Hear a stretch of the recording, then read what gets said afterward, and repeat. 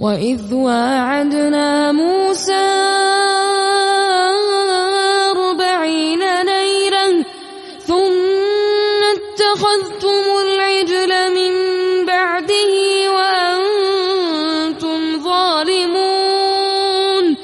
ثم عفونا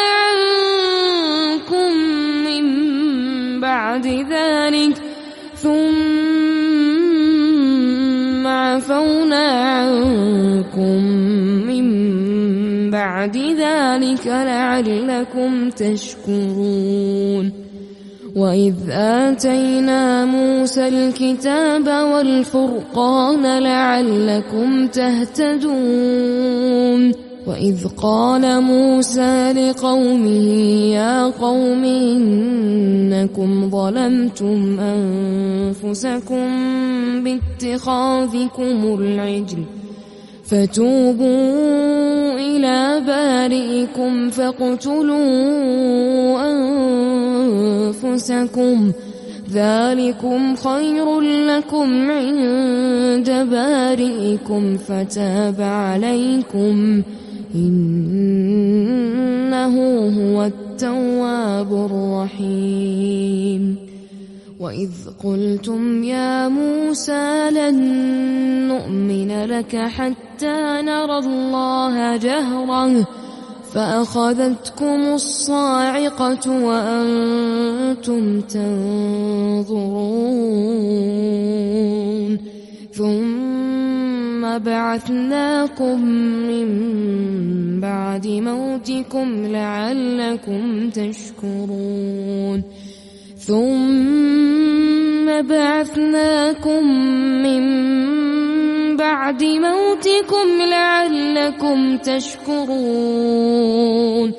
وظللنا عليكم الغمام وأنزلنا عليكم المن والسلوى كلوا من طيبات ما رزقناكم وما ظلمونا ولكن كانوا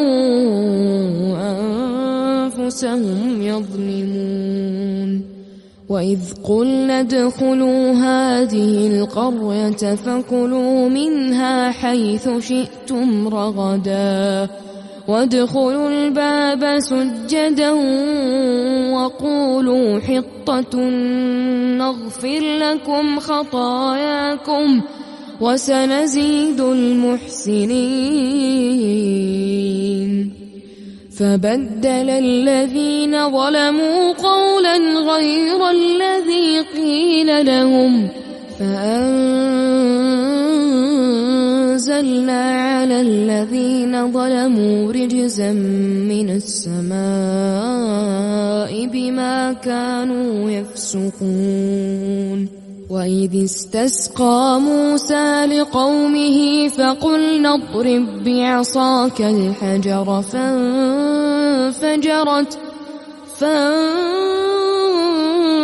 فانفجرت منه 12 عينا قد علم كل أناس مشربهم كلوا واشربوا